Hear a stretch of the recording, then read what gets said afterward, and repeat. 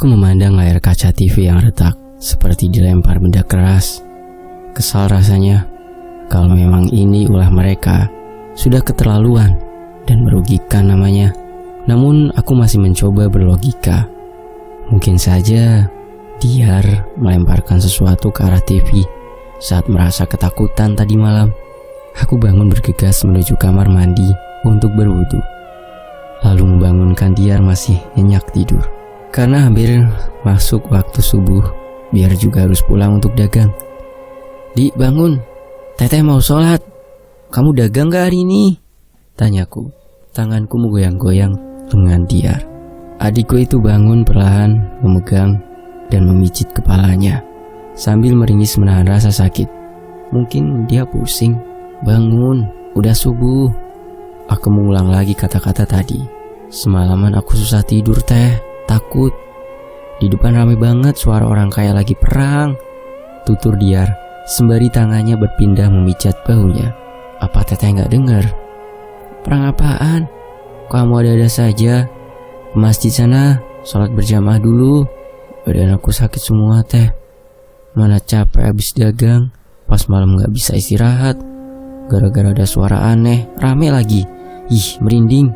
Lanjutnya bergidik. "Teteh gak dengar apa-apa kok. Rame apa?" Aku memang tidur pulas tadi malam, tak mendengar suara apapun. "Masa sih Teteh gak dengar? Apa suara-suara aneh gak doyan sama Teteh ya? Soalnya Teteh mah dari dulu gak penakut." "Emang Teteh ini makanan pakai doyan segala," sahutku menggerutu. Di, itu TV kamu apain sampai retak gitu?" tanyaku ingin tahu. Penasaran dengan pemandangan tadi pagi yang membuatku sangat kesal. "Hah? Retak? Retak gimana maksudnya?" Diar bangkit menuju ruang TV, sementara aku melanjutkan untuk sholat. "Ih, serem," ucap adikku dari ruang TV. Aku selesai sholat, sedangkan adikku itu masih termangu di dinding kamarku. "Kamu ini bukannya ke masjid malah nyempil di situ. Sana sholat dulu," tegurku. Iya. Diar bangkit dengan malas menuju kamar mandi, lalu berangkatnya ke masjid. Sepulang dari musola, Diar pamit pulang. "Besok aku gak mau menginap lagi di rumah Teteh. Takut rumah ini ada hantunya. Gak bisa istirahat sama sekali, tidur keganggu. Teteh mending beda aja deh. Aku lihat sendiri sosok Arofik tidur di kamar. Ih, kamu cuma halusinasi, gak ada apa-apa juga Diar. Malam nanti Teteh gak apa-apa tidur sendiri?" tanya Diar khawatir. "Nginep aja di rumah ibu, nanti sore ke rumah." "Iya, terserah nanti aja. Jangan bilang sama ibu soal apa yang kamu dengar atau lihat. Nanti ibu khawatir. Tahu sendiri ibu gimana." "Iya," jawab Diar. Aku juga berpesan pada Diar, minta malam ini bapakku datang ke sini kalau ada waktu, biar bapak lihat-lihat keadaan rumah ini. Beliau biasanya tahu jika di suatu rumah ada penghuninya atau tidak. Rumah ini juga belum diadakan selamatan karena belum terkumpul uang untuk menjamu tetangga. Namun secara pribadi, aku dan bapak, ibu, Arofik, dan juga adik-adik udah mengaji waktu awal pindah ke rumah ini. Bapak juga bilang, insya Allah tidak apa-apa. Tak ada suami di rumah membuatku tak ada kerjaan. Hanya beres-beres rumah ala kadarnya. Cuci baju harus nunggu beberapa hari. Tanggung airnya kalau nyuci sedikit, karena hanya bajuku saja. Untuk masak pun aku malas, yang makan juga cuma aku seorang. Cukup telur ceplok saja pakai kecap. Tapi kalau lagi mau masak, aku masak seperti biasa. Malamnya bapakku tak datang. Aku mengerti keadaannya. Pasti lelah berdagang, kadang pula larut. Tak apa-apa, aku juga tak takut tinggal sendirian. Hanya malam saja, kalau siang selalu ada tetangga yang main dan berkumpul di teras. Seminggu sudah Rafiq tinggal di tempat kerja. Selama itu pula banyak keanehan yang aku dengar, tapi tak berani mengadu. Malah nanti suamiku itu bimbang. Saat pulang, Arofik terkejut melihat TV yang retak, tapi masih bisa menyala karena cuma retak. Kenapa adek gak bilang kalau TV retak? Kenapa bisa begini? Tanyanya. TV ini masih baru, sengaja suamiku beli saat pindah ke sini. Katanya biar aku tak kesepian. Mungkin dia ngelindur dilempar sama remote-nya paling. Gak mungkin juga bisa pecah gak ada sebab. Perbaiki aja gimana? Kalau minta garansi juga gak mungkin, bukan rusak bawaan soalnya. Gak usah, itu juga masih bisa ditonton. Masih nyala, cuma retak. Singkat cerita, sebulan sudah aku dan suami tinggal di rumah kontrakan ini. Kami sudah mulai terbiasa dengan keisengan dan suara riuh di rumah ini. Walaupun sudah sangat sering suamiku tetap mengajakku pindah, tapi dia juga bingung mau pindah kemana. Sudah beberapa kali keliling mencari kontrakan ke kampung lain, tapi belum ada yang kosong. Kontrakan yang waktu itu ditawarkan pemilik rumah di tempat lain juga sudah ada yang huni, penuh. Suamiku juga tahu kalau aku tak akan mau diajak pindah lagi ke rumah ibunya.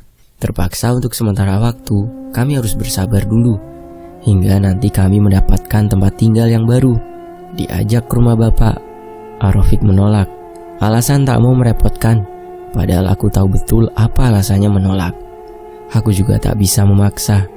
Tak juga keberatan tinggal di sini, karena cuma mendengar suara yang menakuti tanpa wujud. Selagi tak membahayakan, bagiku tak masalah. Di luar terdengar sudah ramai orang. Kuintip lewat jendela ramai yang sedang mengangkut barang menuju kontrakan sebelah. Mungkin itu orang pindahan yang diceritakan Santi waktu itu. Syukurlah, aku jadi tak sendiri.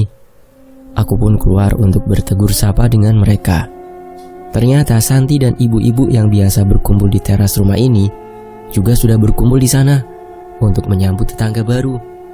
Kulihat Bu Bambang, pemilik rumah kontrakan, juga turut hadir di sana. Pemilik rumah kontrakan ini tersenyum ketika melihatku yang berjalan menghampirinya. "Gimana Neng Ica? Betah tinggal di sini?" tanyanya padaku. Tutur kata yang lembut dan ramah, tapi kalau bicara sedikit tinggi diri. "Alhamdulillah Bu, betah," jawabku sambil tersenyum dan mengulurkan kedua tangan mengajaknya salaman. "Ini saudara saya mau tinggal di sini. Mereka dari Tasik. Biar Neng Ica ada temen. Banyak banget rumah kontrakan saya, tapi semua udah penuh. Tinggal yang di kampung ini saja. Jadi ya, saya minta mereka tinggal di sini gratis," tuturnya kemudian sambil mengipas wajah dengan kipas tangan. Bu Bambang juga mengenalkan saudaranya yang baru sampai itu padaku. "Alhamdulillah, mulia sekali hati Ibu sampai mengajak saudara tinggal di sini. Beruntung mereka punya saudara seperti Ibu," ulasku memujinya. Seketika ia tampak sumringah dan senyum merekah. Selesai berkenalan dan bercengkrama kanan kiri, aku pamit. Niatku hari ini akan pergi ke rumah ibu. Setelah sampai, rumah ibuku terlihat sepi. Mungkin beliau belum pulang dari sawah. Aku bergegas membereskan rumah yang berserakan ditinggal pemiliknya ke sawah. Dan bapak pastinya berdagang bersama Diar. Adik-adik pasti sekolah dan yang dua lagi main di rumah Uwa, karena ibu sering mengintip mereka di sana kalau ke sawah. Lanjut aku memasak nasi. Kulihat Diki dan Ehan baru pulang sekolah. "Ehan, kau udah pulang? Biasanya siang, malah mas sore biasanya," tanyaku sedikit mengusik. Adikku itu pulang biasanya sangat telat. "Hari ini gak belajar teh, ada rapat guru. Tapi di sekolah cuma main-main gak jelas," jawabnya lelah, membuka sepatu sambil duduk di amben. "Ya udah, sana ganti baju," suruhku pada mereka. Ibu juga baru pulang dari sawah. Menyapaku yang datang ke sini, memintaku menjemput Fikri yang dititipkan di rumah Uwa. Selesai sholat duhur, ibu ke dapur. Aku mengekori. Tadi ibu membawa genjer yang dipetik dari sawah. Kemudian kami memasak seadanya. Apapun yang ibu masak, rasanya selalu sedap. Apalagi jika makan berkumpul dengan bapak dan adik-adik. Sangat rasa nikmatnya. Sambil memasak, ibu terus menanyaiku perihal rumah kontrakan. Malas rasanya untuk membahas soal ini. Aku hanya terdiam mendengarkan. Pasti Diar cerita pada ibu tentang kejadian selama dia menginap. Padahal sudah aku wanti-wanti agar jangan cerita pada ibu, tapi tak ia gubris. Ibuku tahu anaknya ini bukan orang penakut. Sebagai anak sulung, aku biasa diajarkan bapak untuk jadi pemberani. Biarpun aku perempuan, ibu mendidikku agar tak cengeng. Karena anak sulung, hanya saja rasa khawatir seorang ibu terlihat dia begitu bimbang. Aku memeluknya, memintanya agar jangan khawatir.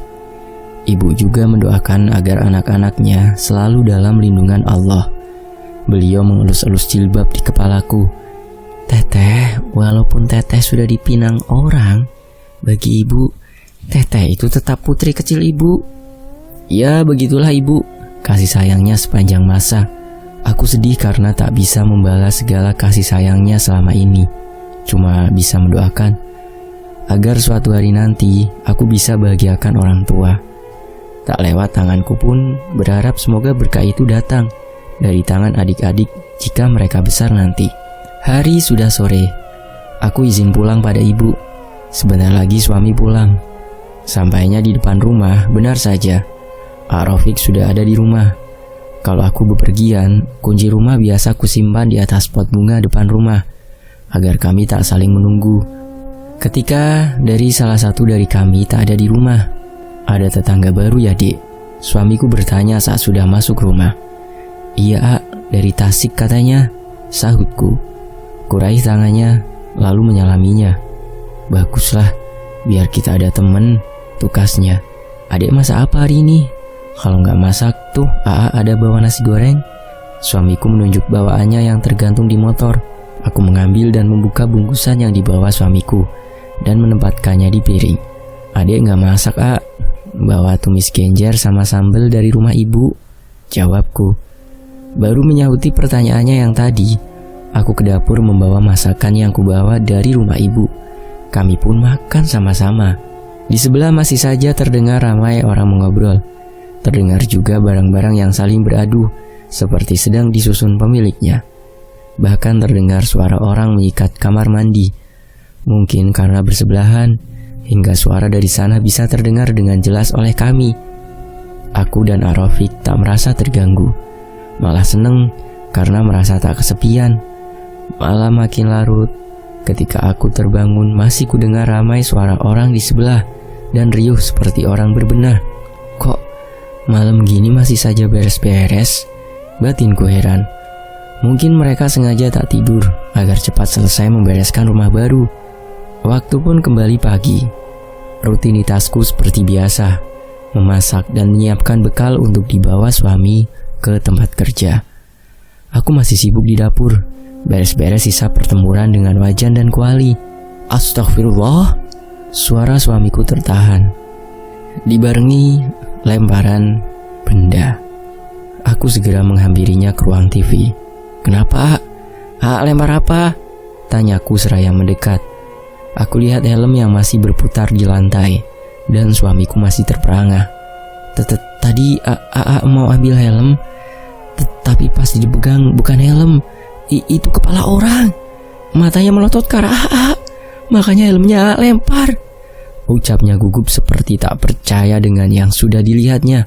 Istighfar, itu mungkin cuma penglihatan aja yang salah, jangan panik.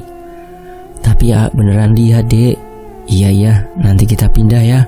Aku memeluk suamiku, mengelus punggungnya dan memintanya agar terus beristighfar. Setelah tenang, dia berangkat kerja. Heran saja, masa iya siang begini mereka berani ganggu? Sungguh kelewatan ini namanya. Apa aku harus ajak bapak untuk buat perhitungan sama mereka? Di sisi lain, kusapu daun-daun yang berserakan di halaman. Rentang-rentang terlihat orang menuju rumah ini. Ternyata tetangga sebelah. Entah pulang dari mana, mereka menyapa dengan senyum saat menghampiriku. Bik Nenah dan Mang Tatang, tetangga baruku serta anaknya Ani. Mereka sangat ramah. Aku pun tak segan bertanya atau sekadar basa-basi. Dari mana Bi pagi-pagi? Tanyaku menunda kegiatan menyapu. Ini dari rumah Bu Bambang, Bik Nenah bercerita. Malam ini mereka baru akan mulai menginap di rumah kontrakan ini. Malam tadi mereka tidur di rumah Bu Bambang atas permintaan perempuan yang menjadi saudaranya itu. Karena rumah ini belum selesai dibersihkan, sontak aku terkejut. Mengingat malam tadi begitu riuh dan ramai suara mengobrol di sebelah rumah ini. Berarti yang semalam ramai di sebelah itu apa? Pasti mereka lagi sengaja mengganggu. Tak kuceritakan tentang kejadian-kejadian di rumah kontrakan ini pada Bik Nenah, termasuk kejadian tadi malam. Khawatir mereka ketakutan. Suatu saat mereka akan tahu juga soal ini. asal bukan dari mulutku saja. Sepulang mengantarkan anaknya ke sekolah yang baru di kampung ini, Bik Nenah mampir di rumahku. Dia bercerita kisah hidupnya. Mereka pindah ke sini ikut tawaran Bu Bambang karena masih bersaudara dengan keluarga Bu Bambang. Biarpun bukan saudara dekat, suami Bik Nenah di PHK. Mereka tak sanggup lagi bayar kontrakan di Tasik. Sebelum menikah dengan Mang Tatang, Bik Nenah sudah yatim piatu. Keluarga Mang Tatang tak pernah suka pada Bik Nenah, apalagi setelah kematian orang tua Mang Tatang. Saudara suaminya itu tak pernah peduli. Ditambah lagi Bik Nenah yang tak kunjung memiliki anak, makin menjadi hinaan pada mereka. 10 tahun menikah, mereka berusaha memiliki keturunan. Ikhtiar berobat ke sana kemari, sampai Mang Tatang rela menggadaikan rumah warisan pada saudaranya. Dikarenakan sudah sangat lama Mang Tatang tak mampu menebus rumahnya. Saudaranya meminta untuk dilepas saja. Rumahnya dibeli dengan harga yang tak layak dengan harga pasar. Penantian 10 tahun mereka akhirnya tak sia-sia. Lahirlah Ani yang sekarang usianya 9 tahun. Mereka tetap bersyukur, biarpun sudah tak memiliki apa-apa. Tapi ada Ani yang menjadi pelipur lara. Harta bisa dicari, ketika mati harta tak bisa dibawa. Tapi doa anak soleh-solehah akan jadi penolong di akhirat kelak. Akhirnya mereka ngontrak sana-sini hingga mereka sampai di kampung ini. Berkat pertolongan Bu Bambang, itu pun mereka harus merelakan motor satu-satunya, harta yang tersisa. Tak terasa air mata ini ikut mengalir, mengiringi cerita Bik Nenah. Aku hanya mampu mengusap punggungnya dan memberikan semangat. Lalu bagaimana jika Bik Nenah mengalami juga hal yang kualami di rumah ini? Mereka akan pindah kemana dengan keadaan sangat kesusahan saat ini? Hatiku mulai bimbang. Kasihan mendengar kesulitan mereka. Datang ke sini dengan sejuta harapan, namun entah apa yang akan mereka lakukan jika terganggu oleh mereka yang selama ini menggangguku. Mendengarkan cerita dan kisah hidup suami istri yang malang, aku mengatakan pada suami agar membantunya mencarikan pekerjaan untuk bekal mereka melanjutkan hidup selama di sini. Membantu secara materi kami tak bisa, cuma dukungan moral dan doa yang bisa kami berikan. Akhirnya, Mang Tatang diajak ikut bekerja di tempat kerja suamiku. Suami Bik Nenah yang semula buruh pabrik, kini harus mau kerja apa saja demi menafkahi anak istrinya. Walaupun Mang Tatang selalu berkata tidak punya pengalaman atau keahlian sama sekali di bidang bangunan, tapi suamiku sedia mengajarkan. Bik Nenah berkali-kali mengucapkan terima kasih padaku dan suami. Dia sangat bersyukur suaminya bisa bekerja kembali. Hidup di tempat baru bukan mudah untuk memulainya, apalagi serba kesulitan. Mang Tatang tak punya motor. Setiap pagi saat berangkat kerja akan diajak suamiku pulang pergi. Begitupun kalau pulang mereka akan sama-sama.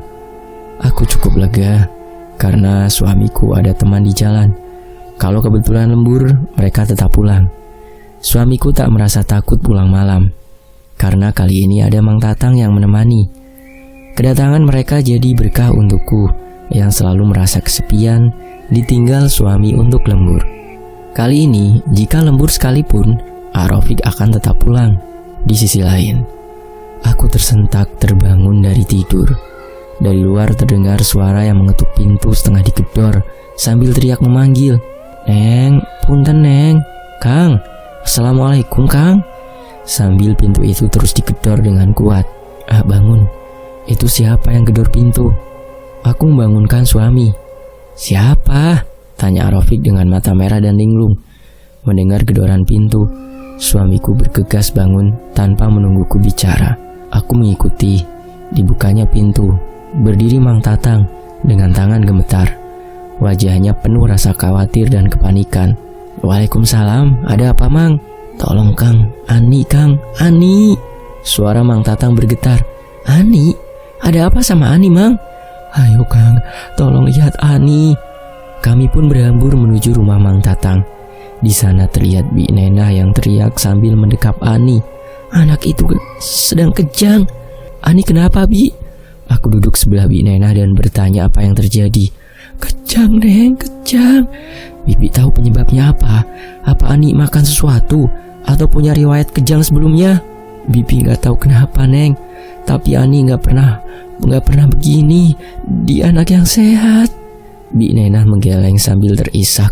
Mereka tak tahu kenapa Ani tiba-tiba kejang. Pagi Ani sehat-sehat saja. Badannya juga nggak demam. Tadi Bibi terbangun karena badan Bibi seperti ada yang menendang. Pas Bibi bangun, ternyata Ani kejang dengan mata terbelalak. Bi Nenah bercerita awal mula kejadian pada anak mereka. Aku melirik jam dinding di rumah Bi Nenah. Sudah pukul 1 dini hari. Menoleh pada suami dan Mang Tatang. Mau bagaimana selanjutnya? Kita sekarang gimana, Mang? Apa mau ke dokter aja? Tapi gak mungkin kalau naik motor dengan keadaan Ani begini, tanya suamiku, menunggu keputusan Mang Tatang. Apa kita bawa ke rumah sakit aja ya? Mang Tatang malah balik bertanya. Dia kebingungan. Iya, Mang, kita minta bantuan warga saja. Kita bawa Ani ke rumah sakit. Ani tak berhenti kejang. Matanya terbeliak dan membulat besar seperti melihat hal yang menakutkan. Ibunya terus menangis sambil mendekap gadis kecil 9 tahun itu. Warga kampung mulai berhamburan ke rumah Bi Nenah. Mungkin terbangun mendengar kami yang berisik. Salah satu warga mengajak ke rumah Pak RT untuk meminjam mobilnya agar mudah membawa Ani ke rumah sakit. Aku, suami, dan beberapa warga ikut ke rumah sakit mengantar Ani. Bi Nenah masih terus menangis mendekap anak semata wayangnya. Susah payah ia membesarkannya dengan perjuangan dan air mata. Wajar jika kejadian ini sangat melukai hatinya. Melihat hal itu, hatiku terenyuh. Ikut menangis dan memandang suamiku yang duduk di dekatku. Arofik mengusap lenganku dan memeluk. Karena perjalanan yang begitu jauh, lama untuk sampai di rumah sakit, semua sudah khawatir. Takut ada apa-apa yang terjadi dengan Ani. Untungnya anak itu sudah tak kejang lagi. Badannya lunglai dan lemas. Masih tetap didekap Bi Nenah penuh sayang. Sampai di rumah sakit, tak langsung melakukan tindakan. Karena tengah malam tak ada dokter jaga, hanya ada perawat. Setelah dokter dihubungi, barulah Ani diperiksa. Kami semua hanya menunggu di luar. Ketika keluar ruangan, dokter terlihat bingung. Anak ibu sudah ditangani, tapi menurut pemeriksaan dia baik-baik saja. Jadi besok harus menjalankan pemeriksaan lanjutan untuk mengetahui penyebab Ananda kejang. Anehnya juga gak panas ini. Tutur dokter memberi kabar pemeriksaan Ani. Tapi anak kami gak apa-apa kan dokter? Tanya Bi Nenah. Kami belum tahu. Besok saja kita periksa secara menyeluruh. Hanya itu yang dikatakan dokter. Bi Nenah menyuruhku dan suami pulang saja. Karena besok Arofik harus kerja. Mang Tatang terpaksa libur, harus menjaga Ani. Kalau gitu kami pulang dulu, Bi. Kalau Ani masih harus dirawat, nanti gantian jaga sama aku, Bi. Iya, Neng. Terima kasih banyak ya, Neng. Neng, kalau bisa, tolong ke rumah Bu Bambang. Pinjamkan uang untuk Bibi. Kami gak punya banyak simpanan buat biaya Ani nanti. Ungkap Bi Nenah bersedih. Soal itu gak usah khawatir. Biar kami bantu, Bi. Tapi mungkin gak banyak. Nanti kekurangannya baru pinjam ke Bu Bambang. Saran suamiku. Simpanan kami memang tak banyak, tapi untuk biaya Ani rasanya cukup. Kami pamit dan mendoakan semoga Ani lekas sembuh. Warga lain yang ikut ada yang pulang, ada juga yang menginap menemani Bi Nenah. Bersyukur memiliki tetangga yang peduli sekitar, bahu-membahu saling membantu. Malah Pak RT sendiri mengatakan akan menggalang dana dari warga untuk membantu pengobatan Ani. Di sisi lain, hanya 1 hari 1 malam saja Ani dirawat. Mereka sudah pulang dari rumah sakit. Terlihat Mang Tatang yang menggendong Ani. Tadinya aku akan berangkat untuk aplusan, tapi mereka sudah pulang sebelum aku berangkat. Aku menghampiri dan ikut masuk ke rumah Bi Nenah bersama warga yang juga menyambut kedatangan Ani. Dokter bilang apa, Bi? Kok Ani udah pulang? Aku lihat Ani masih terkulai di pangkuan Mang Tatang. Bi Nenah tak menjawab pertanyaanku. Dia terduduk lesu, malah menangis sesenggukan berhambur di pelukanku. Mang Tatang meminta agar Ani dibaringkan di ruang depan saja. Bi Nenah menggelar kasur lantai seadanya, karena di kamar sempit. Warga kampung kembali mengerumuni rumah Mang Tatang, ingin tahu apa yang terjadi dengan anak itu di rumah sakit. Kata dokter, Ani gak ada penyakit. pemeriksaan semua normal. Untuk hasil pemeriksaan menyeluruh nunggu keluar hasilnya 3 hari, Mang Tatang mulai bercerita. Mereka disuruh pulang setelah mendapat hasil laporan karena tak ditemukan penyakit di tubuh Ani. Tak ada penyakit, tapi tubuh Ani begitu terkulai lemah sampai kejam. Aneh. Warga pun mulai heboh dengan cerita rumah kontrakan ini. Saling berbisik dan riuh bercerita sesama sendiri. Mungkin rumah ini ada hantunya. Soalnya dari dulu jarang ada yang betah. Sering denger yang aneh-aneh katanya. Iya, sepertinya rumah ini angker. Tiap yang ngontrak pada kabur. Nggak pernah lama. Itu yang pernah ngontrak di sini juga. Katanya sakit sampai sekarang nggak sembuh-sembuh. Masa sih? Serem ya kalau gitu. Para warga saling bersahutan menceritakan keanehan rumah kontrakan ini. Aku yang sedari tadi mendengarkan, tak tahu harus berkata apa. Hanya diam mematung mengingat segala kejadian yang kualami di sini. Kasihan juga pada Bi Nena dan keluarganya. Sementara itu Ani belum sembuh juga. Ia kembali terserang kejang, terus menerus. Kadang berselang beberapa jam, saat dibawa ke rumah sakit lagi, anehnya tubuh anak itu biasa saja, tak ada apa-apa. Tapi saat pulang ke rumah, mulai kejang lagi. Hasil pemeriksaan menyeluruh sudah keluar, dan hasilnya semua normal. Katanya bagian kepala juga udah diperiksa. Tapi tak ada yang aneh. Bukan epilepsi, ayan, dan semacamnya. Lebih jelasnya tak ditemukan penyakit di tubuh gadis itu secara medis. Mang Tatang dan Bi Nena tak tahu harus berbuat apa. Mereka benar-benar bingung dengan penyakit anaknya yang aneh dan tak ditemukan dokter. Pak RT mengusulkan warga agar memanggil sesepuh di kampung sebelah. Katanya di kampung sebelah ada orang tua yang udah biasa menangani hal semacam ini. Mana tahu ada gangguan gaib katanya. Ia percaya kalau kejadian ini ada kaitannya dengan mistis atau gangguan makhluk halus. Warga pun setuju. Warga laki-laki berbondong menjemput orang tua yang dimaksud Pak RT dan sudah dikenal oleh masyarakat sekitar. Selang beberapa lama, warga membawa orang tua yang biasa disebut Kiai Gofar. Pakaiannya serba hitam, tak menunjukkan seperti seorang kiai kebanyakan. Terlihat beda karena beliau memakai ikat kepala berwarna hitam dan terdapat keris yang diikatkan di pinggangnya. Lebih mirip seorang dukun atau pendekar. Laki-laki tua itu bersila, berbincang dengan warga dan Pak RT. Sedangkan aku dan Bi Nena memperhatikan sambil menjaga Ani. Ini sih gangguan penghuni rumah. Ada genderuwo di sini, tuturnya. Tahu kan genderuwo itu suka menyetubuhi korbannya. Nah, bisa jadi anak ini dicintai genderuwo. Jelas laki-laki itu. Gimana ini, Neng?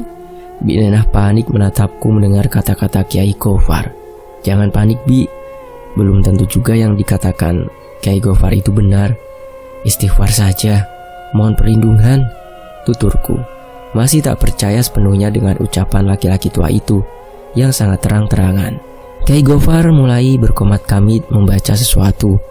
Ada pula ayat-ayat Al-Quran yang diucapkannya. Biarpun pelan, tapi telingaku dapat menangkap yang diucapkannya.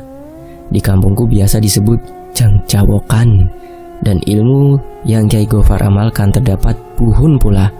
Intinya, beliau bukan Kiai Tulen yang mengutamakan akidah, tapi nyambi minta bantuan dari makhluk lain seperti jin.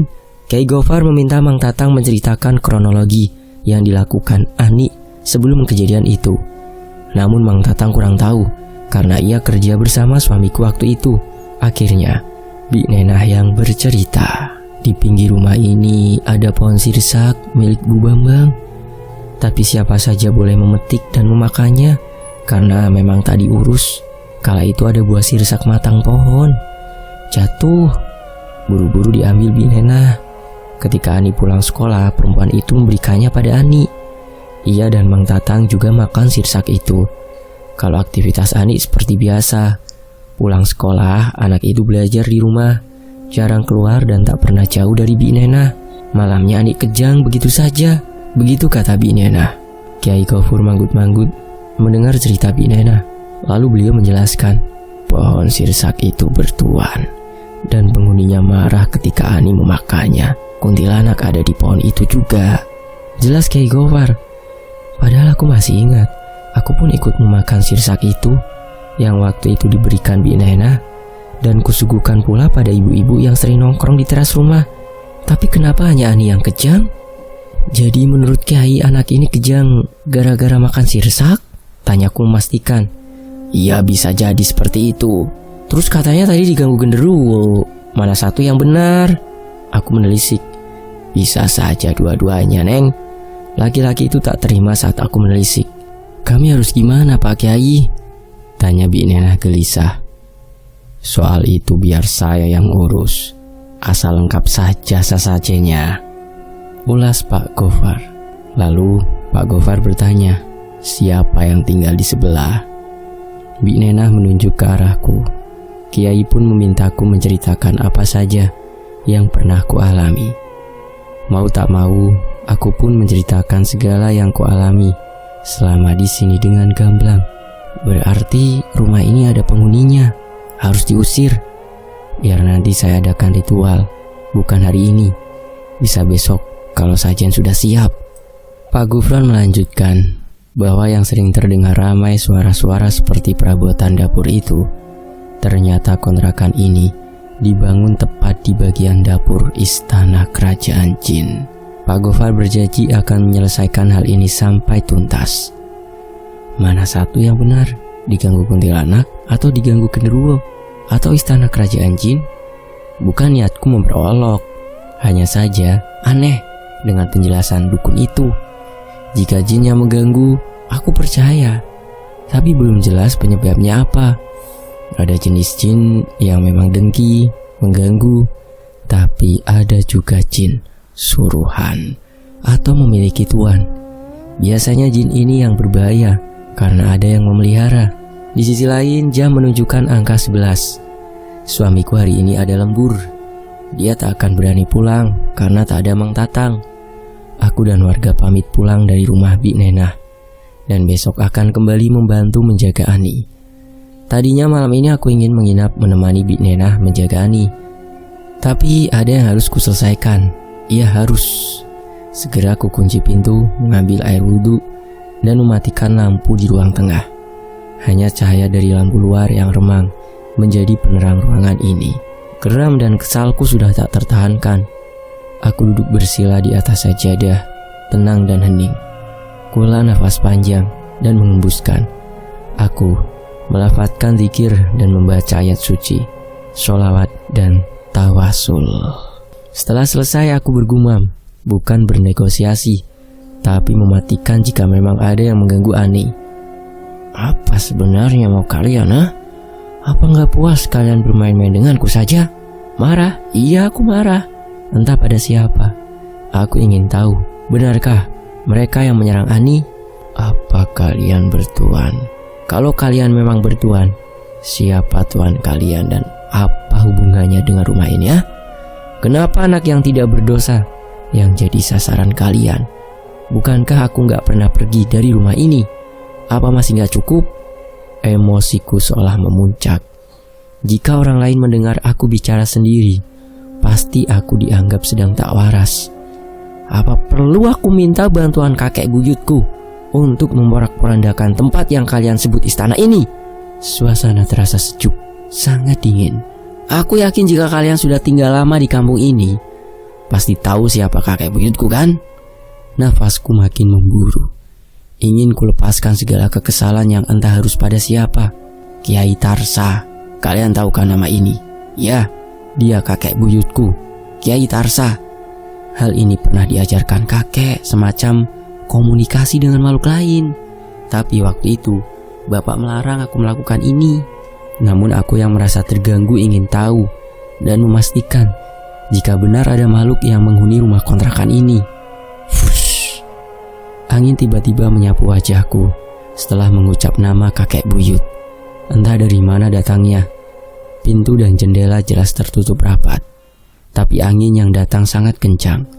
Baju yang kugantung di dalam rumah ikut bergerak tak karuan, seperti terkena angin tersebut. Pakaian yang menggantung berjatuhan di lantai rumah, berserakan seperti seseorang yang tengah marah. Apakah itu tanda-tanda bahwa mereka hadir di sini? Apakah mereka mendengar ucapanku? Yang jawakan adalah mantra yang digabungkan dengan ayat Al-Quran. Lalu buhun yaitu mantra saja yang biasa diambil dari ilmu hitam. Bersambung. Nantikan kelanjutannya hanya di Fakta Sejarah. Terima kasih untuk Kak Aisyah. Terima kasih untuk teman-teman yang sudah menyimak kisah ini di sini. Teman-teman juga bisa mampir ke akun KBM-nya Kak Aisyah ya, untuk linknya ada di deskripsi. Saya pamit, wassalamualaikum warahmatullahi wabarakatuh.